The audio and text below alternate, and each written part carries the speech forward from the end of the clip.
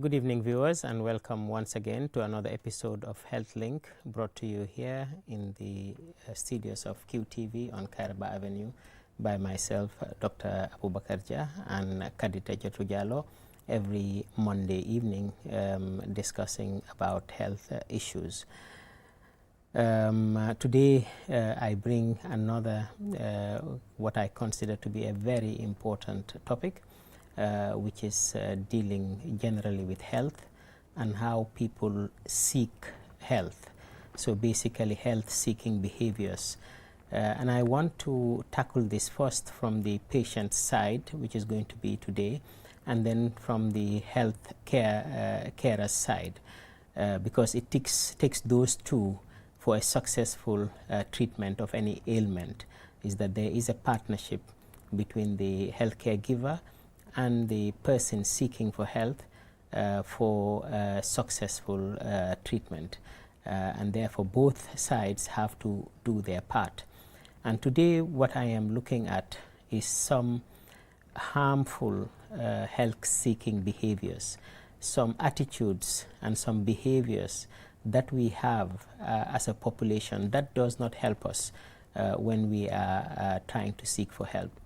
And I have tried to look at some of those factors and listed 10 of them, and I'm going to try to go through all 10 of them in this program for the person looking for health, and then maybe next program we can look at the healthcare giver's side, and hopefully we will have time to do that. I'll go two by two, and hopefully we'll be able to complete everything and open the lines.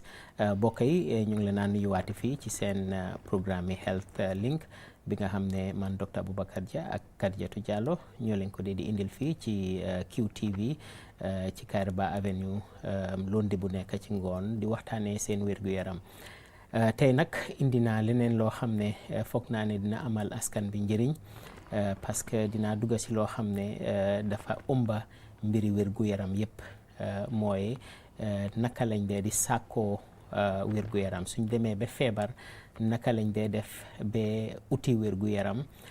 Loolu nag ku xam mbiri uti wér-gu-yaram di nga xam ne ñaari nit ñoo ko méngoo, ki nga xam ne moom moo feebar di uti wér-gu-yaram ak si kan la dem pour mu dimbale ko mu mun a jot boppam. Loolu nag suñ ko seetloo dinañ mun a xam ne ñoom ñaar yépp am na nuñ mun a jëfee ba nga xam ne loolu ñuy sàkku dinañ ko mun a am. Am na noo xam ne it tamit suñ ko jëfee du yomba pour ñu am li nga xam ne moom lañ soxla ci mbir mi, mooy faju boobu noonu du yomba ci boori ki faje ak ci boori ki nga xam ne moo yóbbu boppam pour ñu faj ko, wala moom lañ yóbbu pour ñu faj ko. Ñoom ñaar yëpp am na nuñ mun a defee ñuñ war a defee loo xam ne dina leen jëriñ ba nga xam ne lu ñoo sàkku noonu dinañ ko mun a am. So loolu laa bugg a dugg tey. Am naa nag fukki tomba yoo xam ne moom laa bugg a gaaral fii nii. ñu ngi ñaan nag yàlla dimbale ñu ba nga xam ne ci minute yi ndaw yi ñu am ni dinañ ko mun a wax fukkay yëpp bugg naa koo wax tey wax dëgg yàlla. Ci te loolu mu ngi aju ci ki nga xam ne moom mooy dem di uti wér-gu-yaram. xam naa beneen programme nag dinañ dem ci ñi nga xam ne ñoom ñooy fajkat yi, ñoom it tamit naka lañ dee di jëfee wala naka lañ war a jëfee. Kon loolu mooy programme bi tey Kadijatou. Assalamu alaikum baɗigol mbalni mbarala Allah jati kende a programme oto dalta kamin sotale jang QTV télé bum bato tenen wo tenen alnal baɗima Kadijatou Jallow anen Dr. Abubakar Jah. Mbaɗigol biɗum nin kacca ko mayari mbale natale na jang men ka yitandi ko wolom jati kende yati jati kende ya mi ya lon ko meliala e man kende ya e ka demaro ñinin ñamen me yala ke kettun fulalti wolom memba mari sambala ani jaral lafongo. So mbaɗigol wulayatina bi natale na jang ka tunkun tang docteur ka lafta ka wala kacale ka yitan dalla ko albe demaro sotola no ñamen naltata jaral dula bundada to. Thank you, Doctor. Okay. Thank you very much, Kadijatou. So basically, we're going to go one by one, and I'm going to take 2 points first.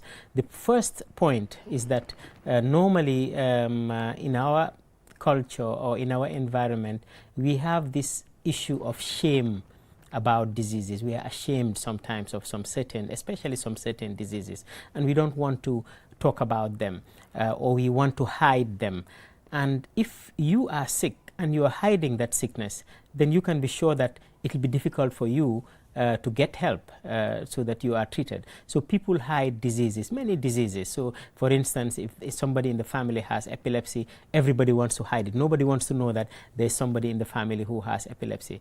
Somebody whose eyes are failing them, they want to hide it. They don't want to show that my eyes are failing me or my hearing is failing me. And therefore, either they are ashamed about it or they want to hide it because it's a taboo to talk about these things. And this is one of our biggest problem in this place. And that means that by the time we go out there to look for help, or by the time we are taken to look for help, it is too late for anything to be done about it. So that is one, which is the shame and the hiding. The second thing is neglect of disease. You may see something. For instance, a woman may feel a lump in the breast.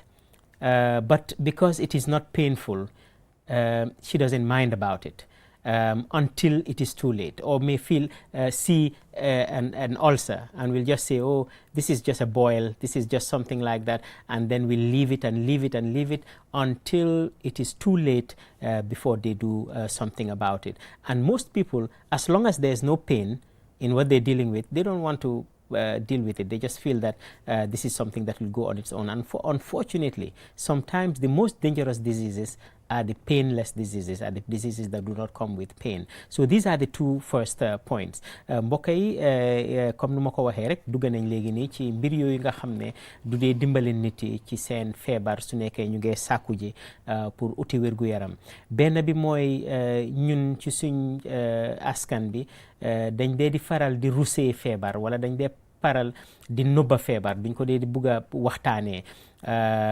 soo gisee kenn ci biir famille bi xëj na mu ngi am lu ñu ooyee épilepsie, muy dee daanu rab, nuñ ko ooyee sax dafa bon, mooy daanu rab.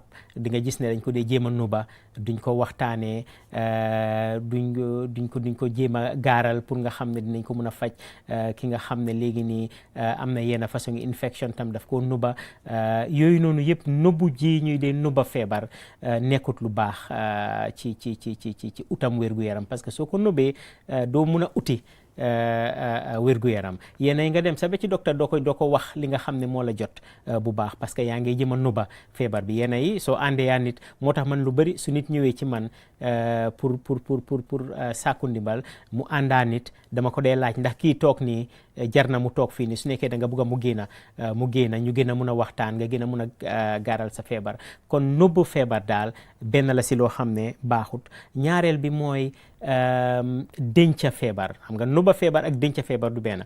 beneen bi mooy ne yow léegi nii am nga loo mandarga ci sa yaram, comme jigéen joo xam ne làmbaatu na, gis na ne weenam bi am na benn doj wala xeer bu fa nekk, waaye feek xeer boobu méttiwu ko, feek xeer boobu nekkul di nàcca, feek daf ko bàyyi noonu rek, mooy ne daf ko denca ne lii daal xëj na dina mun a demal boppam. ñaari mbir yooyu noonu du mun a dimbale nit ci utam wérgu yaram. kon ñaar yooyu daal mooy lu njëkkal li nga xam ne bëgg naa koo waxtaanee, ne wax dëgg yàlla war nañu jéem a change loolu noonu, nga xam ne feebar buñ ko dee rusee di waxtaanee, feebar buñ ko dee denca. ñaar yooyu daal mooy mbir mi Xadijatu. mbaɗigol comme nga faale ñaamen ɓe tunkun tango min folale sasalto tunkun folo min docteur yafo wala mo mel ya lon ko e ka sasa e ka malo afe be sasa me ya lon ko comme jama nyen kunta fengol be min mel ya lon ko e ka boy e ka fa epilepsy e mu fenneti me ya lon ko jamal bije e ka malala le ka fo adu family to nan to jama e ka ndukunne because e bukala fe mol ya lon problème o min be ila dimbaya la pour isasila ko moba fola bantale wala feng. So hani atara ko itata jaral dula pour ya kuma sifal fo e ka malle pour ka akumol nyimfo. Sasa do nyi fana mi yalon ko safa infection bo fana ay tarela musol jama isa jasita fa e wajabi ay ta ay finti ay ke sasa doti bar ni tata jaral dula ni mobije isa maluka fo ko nyinde benna wala ay tare fe suwo kono fo wati jang ay ta fa e tinyaro ke balo bala yamalu kafo. So wol be mu fenneti milia lonko e ka mantoro ke sasa tol balale fulan jango fana mo minti wolo melia lonko e ka lonko nyin fengo be lale miya lonko ase tinyaro ke no bari baya amedi min comme yetara ke sunjo ma yaje ko ay berole soto walla yeyiti bambandingo jeje mi yalon ko yaja buke dimin bara abejele bari pour yeta demaro nyinin iba fulale ko hani nyim manke fenti baya mantaran dimin ka ngala na meta abe bolale so asetara wo nyama foni yatara manta fo ay fiyo commencer ka bondi walla ay fenke mi yalon ko abe serala walla yaje ko ay dula be muta wo tembole bitale e finti wo ba tarala ko e finti wato nyin atambitale me yati nako mbadingol ni yatara momo fengo fenje balo bala me yalon ko wol munyin fengol ti inyanta katale yede maro nyinin atariyata nyamen bay ka siafe ka malu walla ka siafe ka fuko anyi manke fenti janning iba kala motala because dimingo mi yalan ka buka dimingi balo bala wala gana tariyata ka mantoro ke da dimingo mi yalan ko akademi. Thank you very much, Khadijatou. The next two ones, that is the third and the fourth, people prefer to go to a health care provider and immediately you go in, you say I have a headache or I have an abdominal pain, and the person writes a medicine for you and sends you to buy that medicine. People tend to prefer that because it is a quicker thing. People tend to frown on if you go to a doctor like me and I look at you, ask you so many questions, and then I start writing some tests for you. You have to do this test, you have to do this test, you have to do this test. So some people feel sometimes that it's a waste of time to do those tests. It's a waste of money to do those tests. This person is just wasting my money and my time. Why can't you just treat me immediately? And that's a big mistake. Doctors are not magicians. We don't just look at somebody and we know what is wrong with them. We have an idea that this may be what is going on, but we have to test so that we are sure of what is going on. So people usually don't like that, and I think people should change that attitude also. We should know that actually it is the doctor who is trying to test, who is trying to find out what is actually wrong with me, rather than just guessing and treating you that is good. So people should know that tests are not a waste of time. When you go to a doctor and the doctor wants to do an x-ray and wants to do an ultrasound scan or wants to do a blood test, it is not a waste of time. He wants to find out actually what is happening to you, and in the long run it will save you, because once he knows what is wrong with you and treats you, your treatment may take just a few hours, a few days, and it's over. But if the other person is not testing you, and every time you're going, you're sick for another 1 week, then you go and it doesn't really help. So in the long run, that saves you more than going and immediately being treated. The next thing which is related to this is our lack of willingness to pay for our health care. A lot of us feel that healthcare should be free, and we don't want to spend on our healthcare. A person is ready to go and spend a lot of money to buy a telephone, a smartphone, a very good one, all these, what is it called, iPhone and all. You see the most expensive telephones in the hand of somebody who is earning very little. So he's ready to spend on a telephone. He's ready to spend on their car. When the car gets spoiled, they're ready to spend thousands. But when they go to a hospital, they don't want to spend. Any small thing is too expensive, and this is your health. So this is also another behavior which doesn't help, which is that we do not think our health is worth spending on. So we do not prioritize spending on our health. Mbokk yi yeneen ñaar yu ma bugg a dugal, benn bi mooy ne ñun ñu bëri si ñun luñ dee bugg a daal mooy dem ci place rek ne man dama am biir bu métti, wala man dama am boppa bu métti, wala dama am yaram bu tàng rek. Kooku noonu bindal la garab nga dem nga naan sa garab. Loolu daal moom la nit dee gën a bugga mu xew. Duñ dee bugga nga ñëw ci docteur bi commencé di la laaj nii naka la demee, lali naka la demee, docteur bi bindal la ay test yoo xam ne moom nga war a def. Ñu bëri dañ dee di yaakaar ne test yooyu noonu yaaxa xaalis laak, yaaxa time laak, parce que kii nii mënoon na maa bindal garab rek ma dem ma faju. Kooku nag di def test yi moom moo laa faj dëgga, parce que test yooyu noonu lu am solo la. Docteur nekkut njaberkat, nekkut koo xam ne dangaa dugga rek mu xam lan moo la jot, nekkut koo xam ne comme ñun luñ miin daal mooy nga dem ci sëriñ rek dem rek dugga rek mu ne oh man xam naa la sa diw sàngam mu ngi dëkk ak yow di nga mu faj la ci saasi. Déedéet, ñun mënuñ a fajee noonu. ñun nu ñoo fajee mooy dañ laa laaj ay laajte, seet feebar bi, seetantalu feebar bi, ut feebar ba gis ko door laa mun a faj. So ki nga xam ne nag dem nga ci moom utut feebar bi mu faj la, soo soo moytuut foofu ngaa gën a yàqee xaalis sax parce que dina la faj loo xam ne warut la koo faj ngay feebar ay fan yu bëree bëri doo mun a liggéey doo mun a defal xaalis ba pare tamit ngay yàqa sa xaalis nekk ci métit boo xam ne mooy gën a gudda kon buñ dee di bañ di dem docteur yi di ñu bindal ay test di ñu defloo ay test parce que test yooyu noonu daf ñoo amal njëriñ beneen bi mooy ñu nit tamit ñu bëri duñ dee di bugg a fere xaalis si suñ feebar fere xaalis si feebar daal nekkut loo xam ne daal luñ miin la parce que ci olof moom luñ dee wax mooy dama dem ci docteur mu may ma garab xam nga may mooy ne daal doo ci fayee dara parce que loolu lañ yàgga miin mooy ne mbiri faju duñ ci dee di def koppar te loolu noonu nag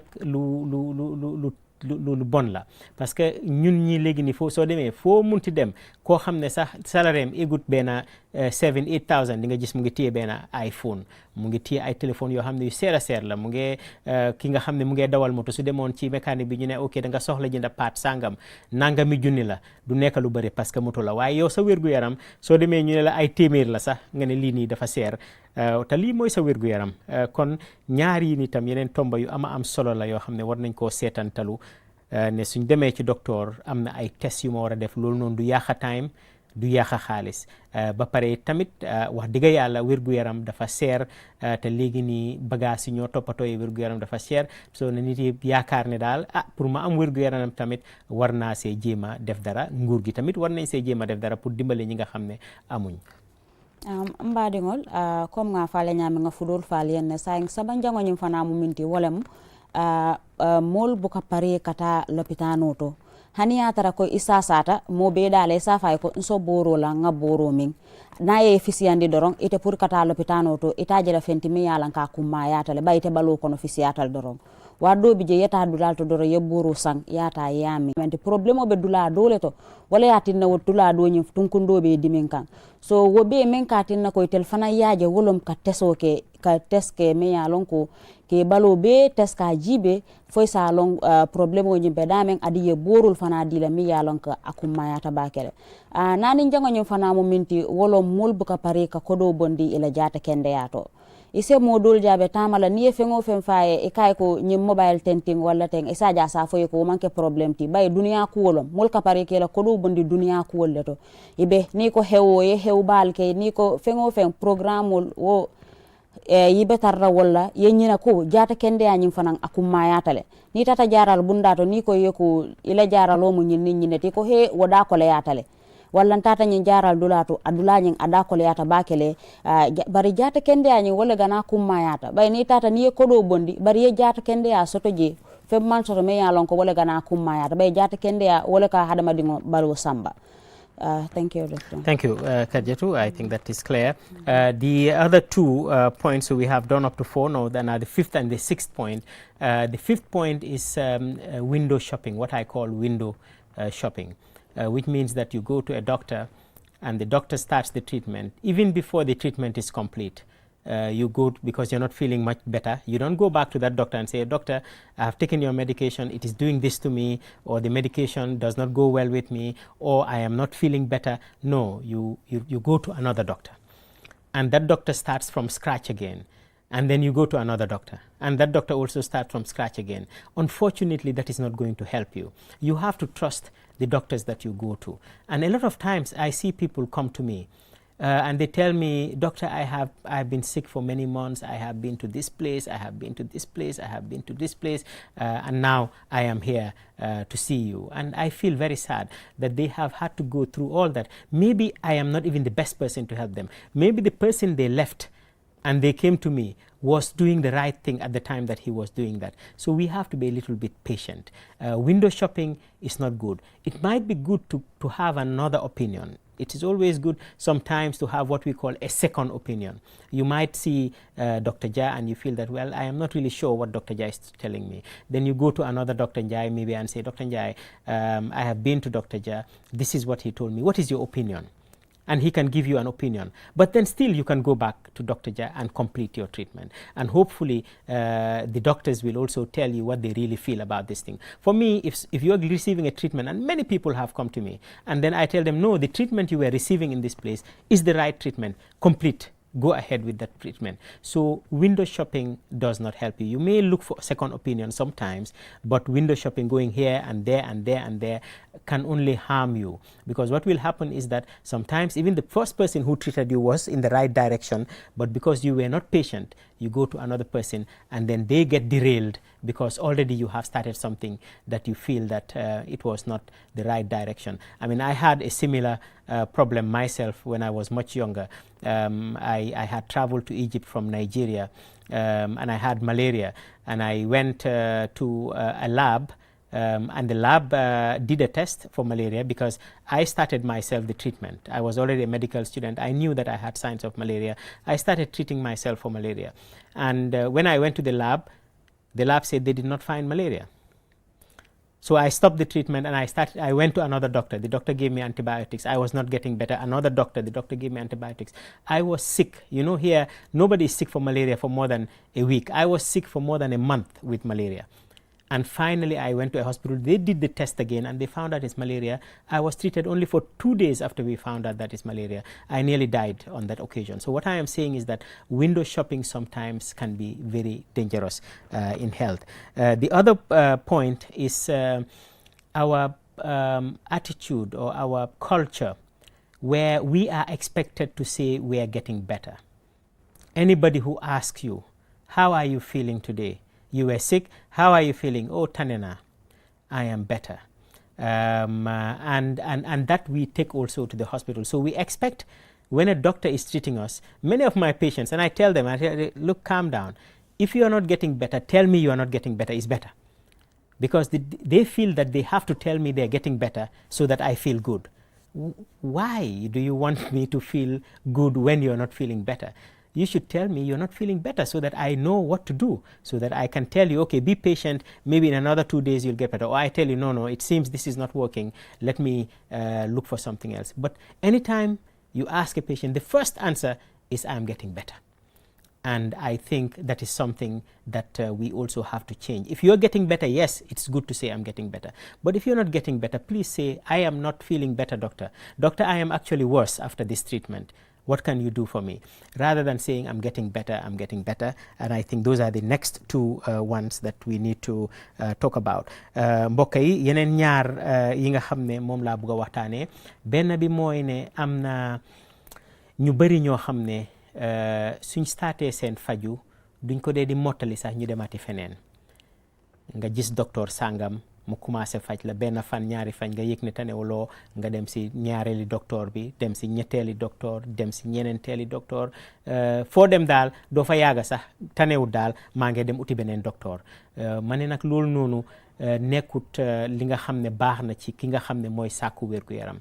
Ki nga xam ne mooy sàkku wér-gu-yaram ba dem ci nit, wax dëgg yàlla war nga koo jéem a óolu, nga déglu ko, nga toppatoo sa faju foofu noonu. Soo demee ba gis ne faju bi nekkut di la njëriñ, nga dellu ci moom ne ko, docteur man de mbir mi daal nekkut di tane de, naka la ñoo def, you know, den moom mu mun a seetaati, moom moo laa gën a mun a seetaati ki nga xam ne mu ngi laa seetaati for the first time. Parce que man ñu bëri dañ dee ñëw ci man suñ ñëwee ne ma, docteur dem naa place sangam, tuddal ma ay place yu bëri yoo xam ne dem nañ ko balaa ñoo egsi si man. Te lu bëri dama leen dee wax ne, yow place bii nga demoon de faju bii nga ñu joxoon la, man de soo ñëwoon si man soo moytuwul loolu laa jox ma ni tamit.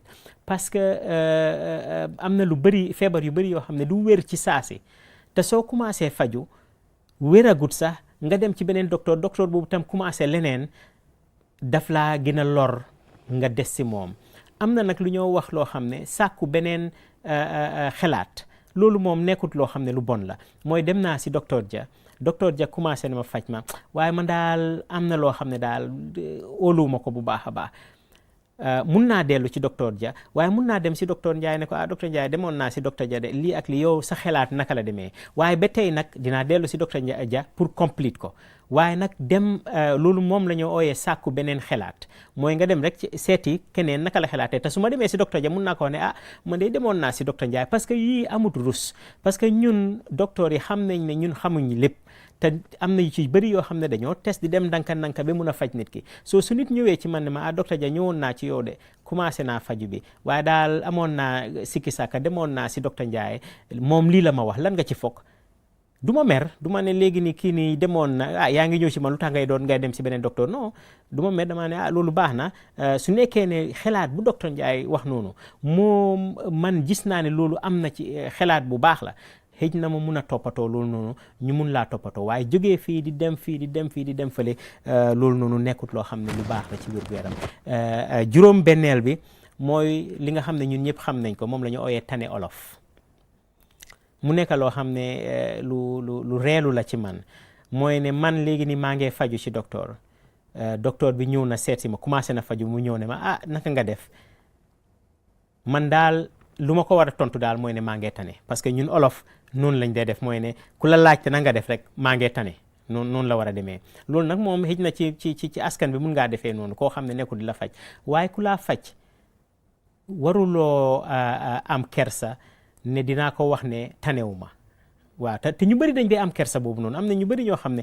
man mii sax xam naa ne tanewuñ maa ngi commencé faj la ma ñëw na nga def nga gis mu ne ma maa ngi tane ma ne la déedéet jarut nga ne ma tane olof nañ bàyyi loolu noonu boor su nekkee yaa ngi tanewuloo wax ma ne tanewuloo ma mun laa gën a dimbale kon nit yi war nañ a bàyyi di wax ak ki ñoo fajoo seen mbokk yi nag su nekkee ne bëgg nañ a dalal seen xel yooyu noonu mun ngaa wax ne maa ngi tane waaye nag ki nga xam ne si moom ngaay fajoo soo tanewut wax ko ne tanewuma loolu noonu amut kersa boo cee am amut rus boo cee am na nga ko wax ne tanewuma mu gën laa mun a toppatoo su nekkee yaa ngi tane nag wax ko ne tane naa waaye su nekkee tanewuloo wax ko ne tanewuma te lii ak lii moo tax tanewuma mun laa gën a dimbale ñaar yooyu tamit yu am solo la benn bi mooy di dem fii di dem fali ñaareel bi mooy lu ñoo ooyee tane olof Kadiatou mbaɗigol tunkol lulo jangoñen momenti wolom ka a yitandi ko ni tata jaral dula bunda to ita mari buka si jaral dula bunda kiling ni tata nyin jaral dula bunda kiling oto itata ni ye borol dila tili kiling fula ita yaje ko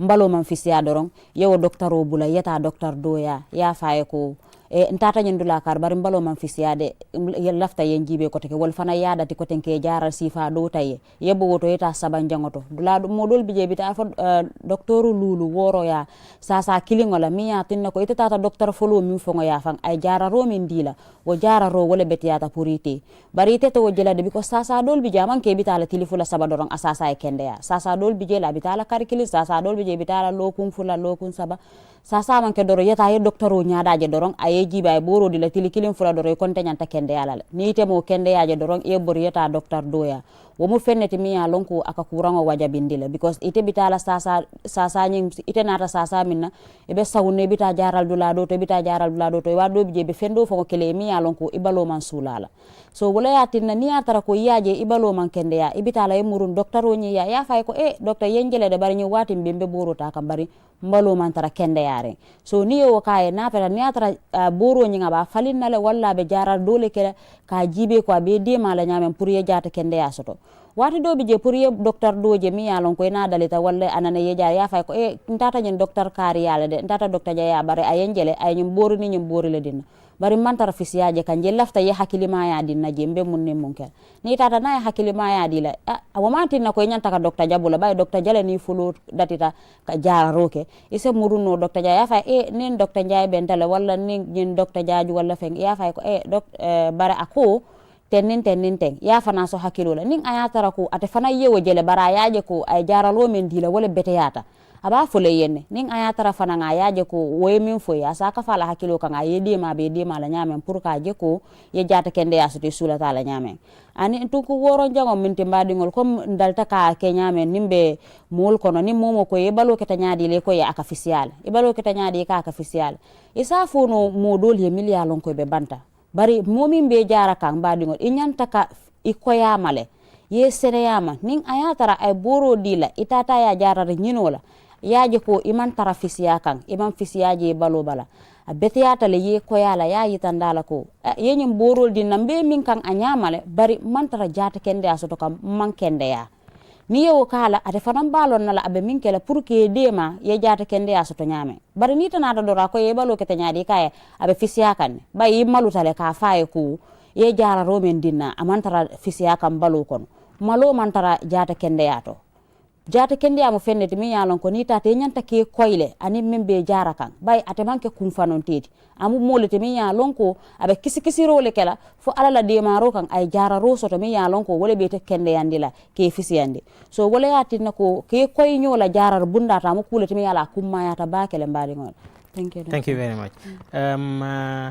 The seventh one is almost the opposite of I am getting better, this tradition of I'm getting better, which is that the belief that if I go to seek for help, I have to make myself look very, very, very sick so that the doctor can give me the best medicine.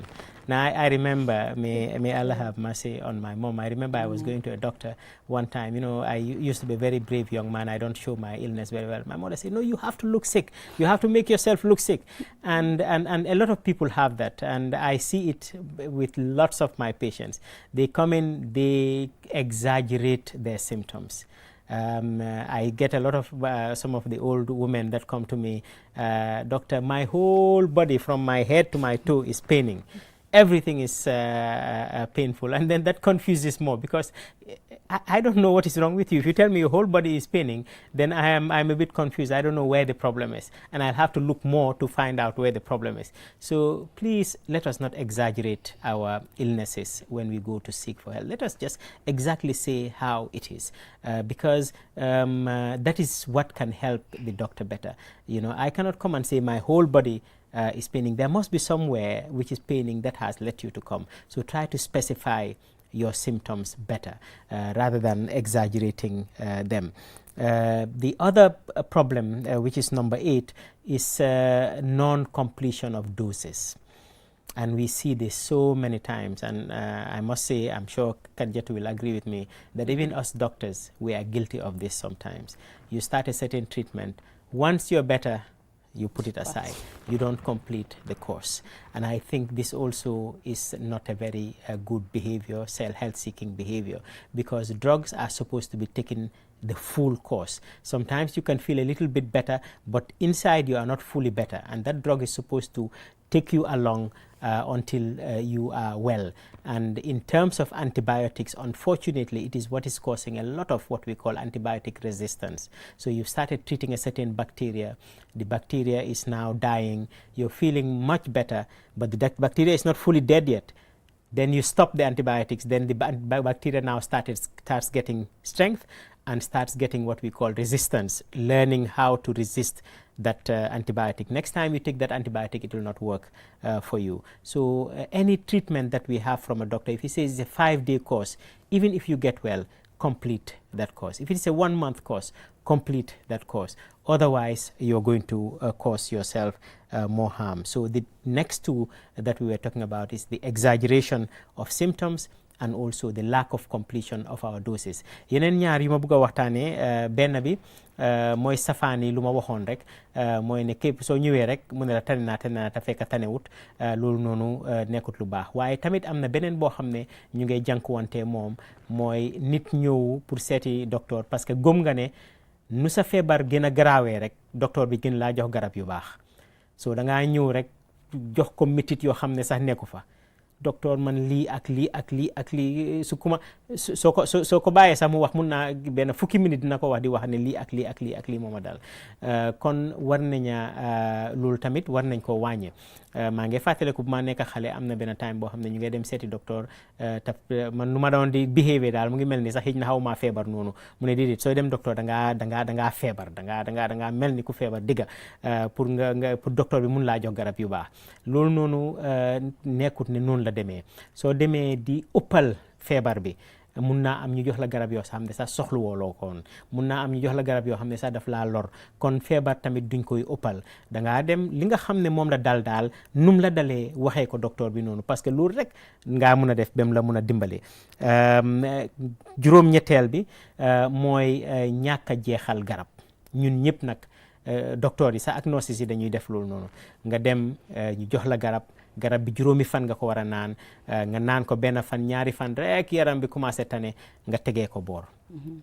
Loolu tamit lu garaaw a garaaw la ci mbiri garab parce que luy xew mooy jàngoro googu nekk sa biir yaram day jànga naka la moo aaree boppam ci garab boobu ngay naan noonu kon su nekkee ne comme lu ñoo ooyee antibiotique naan nga ko te jekkaliwuloo ko jàngoro bi deeyagut feebar bi dina delsi nu gën a garaawee nu meloon ba pare garab boobu soo ko jëfandikoo du doxati parce que jàngoro gi jàng na naka la moo aaree boppam ci garab boobu noonu kon ñaar yi ni tamit yu barab jara bàyyi xel la benn mooy uppal feebar bi ñaareel bi mooy naan garab boo xam ne doo ko jekkali naka lañ la ko waxee parce que yow xaw ngaa tane rek loolu noonu tamit baaxut Kadiatou mbaɗigol tunkun sey jangoñing wala mo mel yalon ko ɓay nga fala tunko woro wala jangoto dolbi je ni nata lopitanore ya fo yeko mbe fisiya ka natare man fisiya bari sey jangoñi minti mel yalon ko ni nata lopitano to jala lola itel ni nati ka commencé docteur mbalo bele kante dimi dawuda e ba commencé lan kungo nya ka kusa sajin ta ka tambinde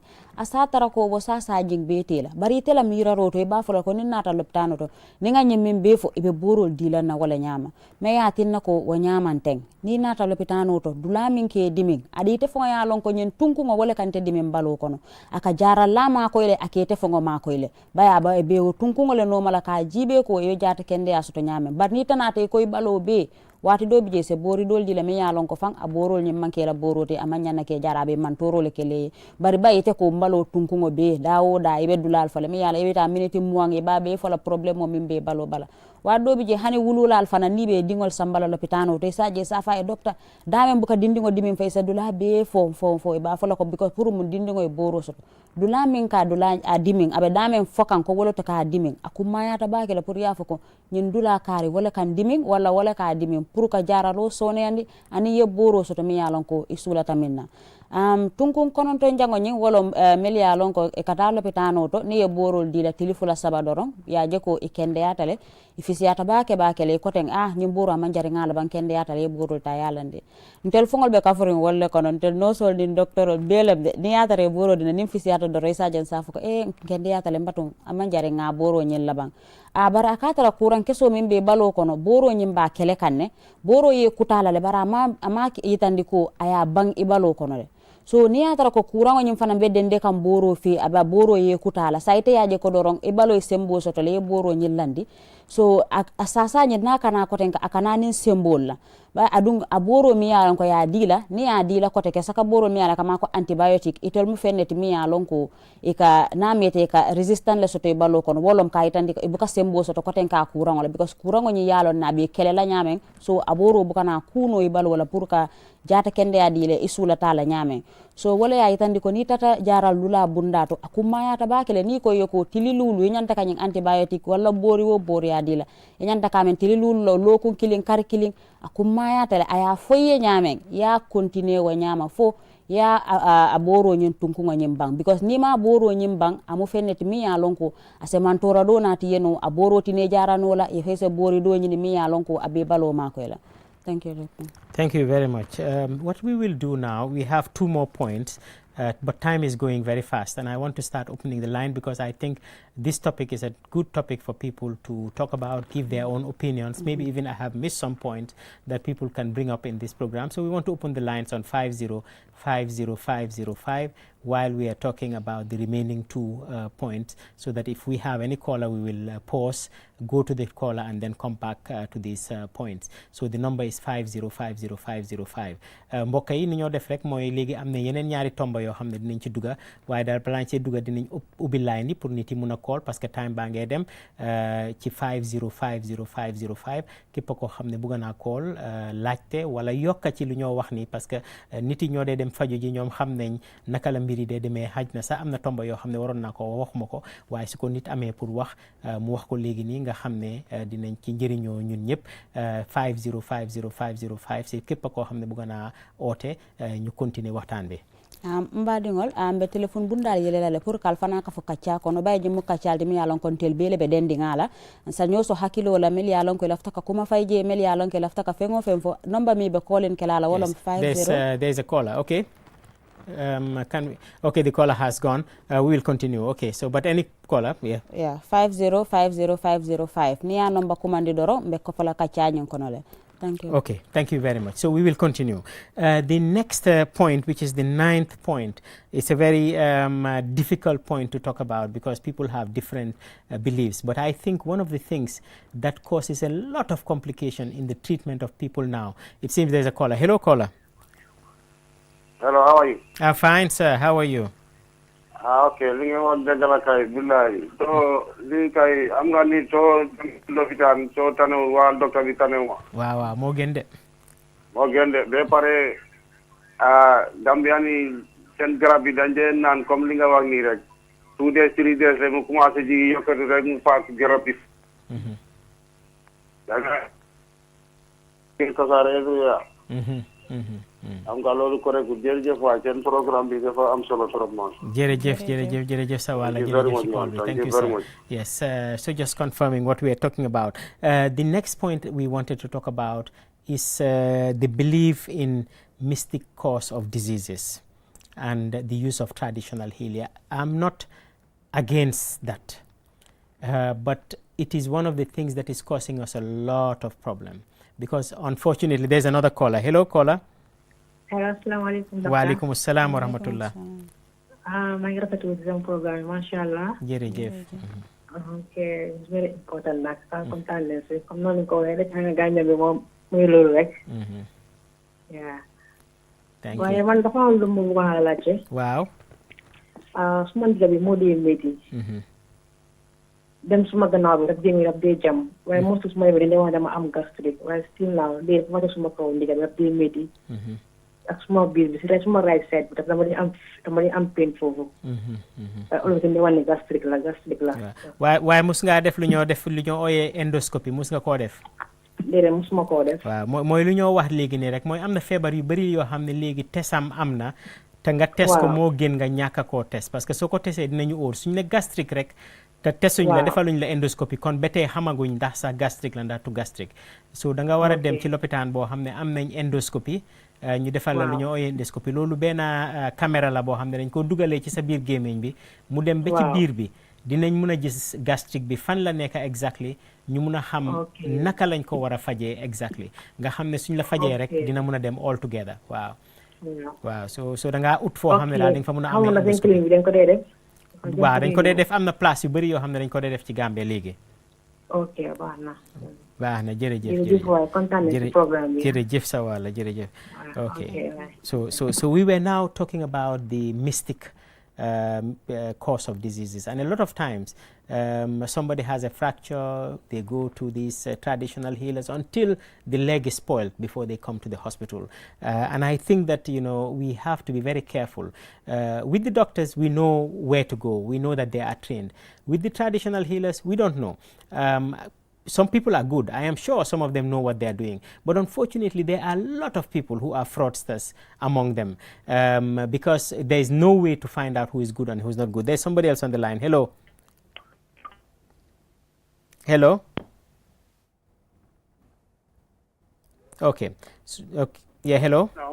Wa alaikum assalam wa rahmatullah. Bro, nagam. Jaama rek sant Yàlla.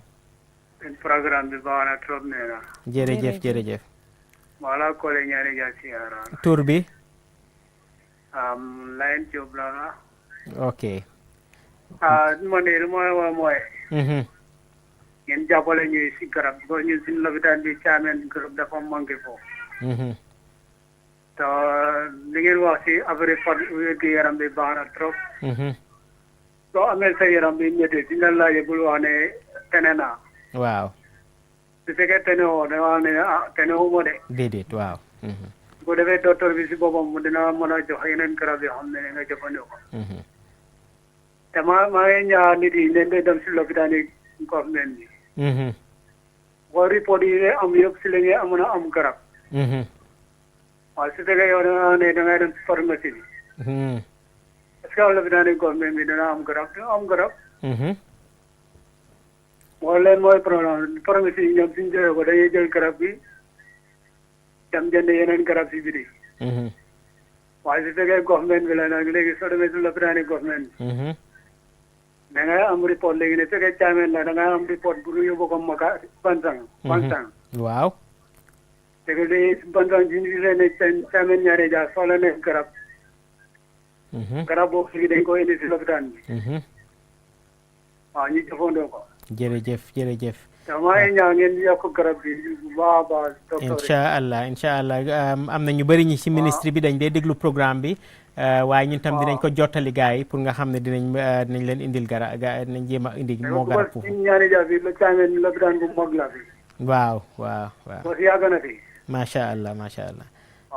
so nañ ko dinañ make sure ne daal ñu ko war a yëg nañ ko waaye am na ñoo xam ne dañ ko dee déglu tam dañ dee déglu programme bi so ñoom it tamit dinañ ko dégga ñu dimbali leen waaye lu ñu doon wax rek mooy tamit su nit feebaree di dem ci ay place yoo xam ne ki nga xam ne yow xamuloo sax ndax mun naa faj ndax mun ta faj digg nga rek ne kii nii daal day joxe garab ay boobu nag du ma ko rus a waxee ci télé bi ay ñu ñoo ay Sidibé yeeg yooyu noonu ñu taxaw ci rajo bi ne lu nekk maa ngi koo faj ñooñu noonu foog naa ne nekkuñ ñoo xam ne ñu war a faje lañ hello am na keneen ci line bi yes waaleykum salaam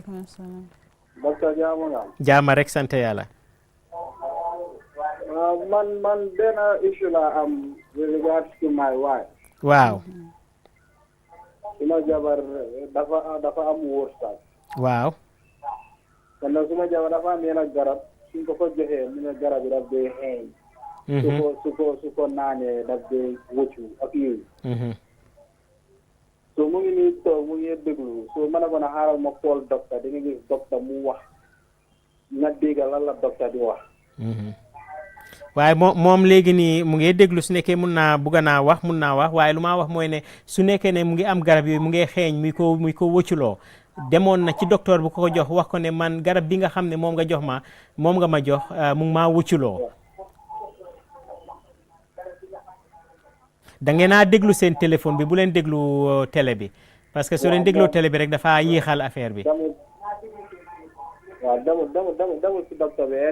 waaw loolu la war a def nag loolu la ñoo waxtaanee nii léegi nii tey mooy naka lañ war a jëfandikoo parce que yow soo demee ci docteur mu jox la garab boo xam ne daf laa wucculoo lu gën mooy nga dem ci docteur bi ne ko docteur garab bi nga jox ma de moom mu ngi maa wucculoo mënuma koo naan mu mun a seet beneen wala jox la garab boo xam ne dina wàññi wuccu bi wala wax na la ne jéema la muñ ak moom rek dina bàyyi am na yenn garab yoo xam ne moom wax dëgg yàlla daf laa wucculoo waaye bàyyi force nga continuer ko am na yenn garab comme garab yi lu ñoo ooyee TB wala garab yi lu ñoo ooyee cancer ñëpp xam nañ ne daf dee wucculoo nit ki waaye ne lu ñoo war a continuer la ba wuccu bi taxaw waaye am na garab yoo xam ne su la wucculooyee mun nga koo bàyyi ñu jox la yeneen garab waaye loolu nag sa docteur bu la ko jox moo la ko mun a wax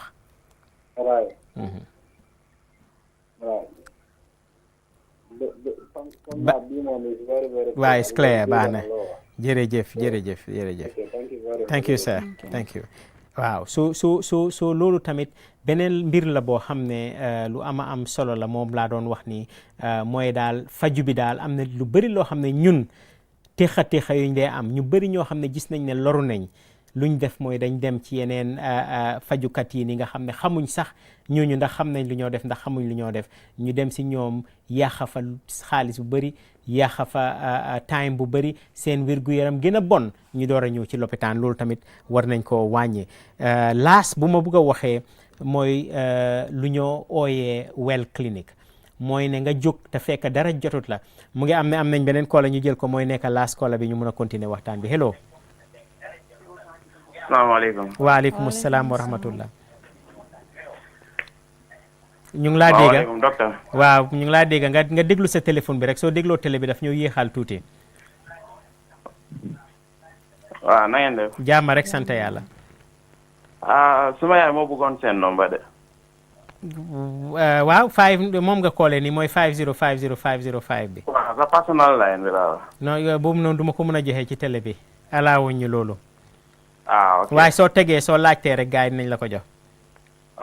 bul teg gars yi dinañ la ko wax waaw so the last thing we want to talk about is the lack of use of well clinics, which is that people wait until they are sick before they go to hospital. A lot of times it is better to go before you are sick. So you are 50 years old and you know that 50 years is the time that prostate problems come. Why should you wait until the prostate problem attacks you before you go to a doctor? You know that 50 years is when cholesterol starts hitting people, or 40 years is when cholesterol starts hitting people. Why can't you go to a hospital and say, let me check my cholesterol? Because you know that cholesterol, if it is high, you will not feel anything in your body. The only time you will feel something in your body is when it causes you hypertension, or when it causes you heart attack, or when it causes you stroke. That is when you'll know about it. So why should you wait until you are sick? So this is the last point. So the last 2 points is what I talked about just now, is seeking for health where there is no expertise, or the expertise is questionable. You don't know who is who. And then the other point is lack of use of well clinic. ñaar yu mujjé yuñ bëgg waxtaane ñu ne nag am na ñetti minute rek lañ am, dinaa jël benn minute kat jotu jël benn minute wax ko ci mandinka mu tàggoo ñu door a mun a tàggoo. waaye ñaar yu mujjé yuñ am mooy benn bi mooy wax dëgg yàlla man waxuma ne suñ fajkati aada yi mënuñ a faj. xëj na am na ci ñoo xam ne mun nañ a faj, waaye nag wax dëgg yàlla ñun ñëpp xam nañ ne am na loxo yu bari yu ci dugal yoo xam ne léegi utam xaalis rek moo leen ci dugal te yow doo am nooy amee ba nga xam ne kii am na xam-xam da amul xam-xam xamoon na koo xamee ku nekk docteur nag xam nga ne kii dafa jàng juróom-benni at juróom-ñaari at door a nekk docteur, waaye ki nga xam ne moom dafa ñëw rek ne oh man suma maam yi dañ ko daan def léegi man dinaa ko def, kooku ndax mun na ndax munut kenn xamu ci dara, ndax moom xaalis rek a ko ci dugal kenn xamu ci dara. te ñu bari léegi ni ñoo xam ne dañoo loru ci mbiri faju, loolu moo leen dee lor, dem nañ fële dem fële ba léegi nii seen yaram bi yàqu na yaxeet ñu door a ñëw ci docteur foog ne nag docteur dina leen mun a faj, docteur du leen mun a faj. so bu benn la. ñaareel bi mooy toog ba feebar doo la jóg. am na feebar yu bëri yoo xam ne yow da nga koo gàttandu, yow yaay dem seeti ko balaam laa jot, comme lu ñoo ooyee cholestérol, comme lu ñoo ooyee high blood, comme yu ci bëri am àndut ak mandarga, kon yow yaa war a jóg dem seeti ko. so moo tax ñu am lu ñoo ooyee well clinic, mooy soo demee ba am soo demee ba am ñetti fukki at am na feebar yoo xam ne daf day ñëw ci temps yooyu noonu, nga dem nga seeti sa boppa ñu seet ndax am nga feebar yi ndax amuloo feebar yi, nga xam ne suñu ne xamee ne am nga ko wala yaa ngi koo am si ñu toppatoo la balaa nga koo am. so loolu noonu jigéen yi am na feebar yoo xam ne dañ ko dee am ci benn tàng, balaa ngaa feebar nga dem nga ne ndax man am naa feebar bi ndax awma feebar bi ñu seetal la. loolu tamit lu am solo la ci wér-gu-yaram. nu maa def mooy dinaa bàyyi kat jatu wax ñaari tomba yi nii mu tàggatoo ñu door a tàggatoo di leen wan ne next programme bi dinañ jéem nag naaw dugga ci docteur yi tamit lu ñetti ñoom naka lañ def loo xam ne waruñ koo def, ñu wax ko fii nii tamit pour ñoom it tamit ñu jéem a gën a baaxal daal naka la ñoo dimbale nit yi kat jatu. mbaɗigol comme nga faale ñaamen kuma fulol men tuta je wala mu ka yitandi ko mol mi ya lonko e kata mo fin jararola mol ma fako mo fin jararol man jararono bari mo fin jaral la dol bi jele mel ya lonko ye bulo dundi jarar bunda ko mi ya lonko ya ke ko dinyi ndango dam mannete so ni tata te bente o fi bay tetalo na kayto be membulu anin kayto te membulu docteur wala kayto wo ya yitandala le because sanji woro wala sanji tang sanji mwang e be karangola adung ila kaytol nyin yejele wala ya tinna ko jaral la bundal ye sindije bari nyin dol itete la kayto jele tel ka foyna doro nga jararono le wala mamal le nyin jararoba wolle bulo kon maybe mamal nyin ha wali londo nyin soto le bari nyin do men be siri wo ma londo nyin soto bara be siri nje danka woto men bo kunnaje sa ite woto nyin no mador yeta jararola woto janite be bole fankala may borol dile mi ya lonko iman do soto borol mi ya lonko iman appa soto male balo sulata min yemi fa man tawra jawke balo kono mi ya lonko abe kuran kafole kele. Kadiatou, you'll just have to wrap up things maybe in another 30 seconds and then we can. Okay. Maringol woto wato yemol jamfale sa kaccanyen tentendi fo tenen nala kote ke inshallah sa fale doctorul fananka kuol min ke milia lonko e nyanta ke bulo kafu kayitandi ko fana jara roita nyato banko ka. Thank you, Doctor. Thank you very much, Kadiatou. Thank you very much to all the technical team here and to all our viewers. Until next time, this is all we have for you. Mbokk yi lii rek lañ leen mën amal tey di gërëm Kadiatou di gërëm ñëpp ñoo xam ne ñu ngi woon ci mbiri xarala bi di gërëm képp koo xam ne déglu nañu tey seetaan nañu tey call na tey di leen dig fii ba beneen yoon incha allah.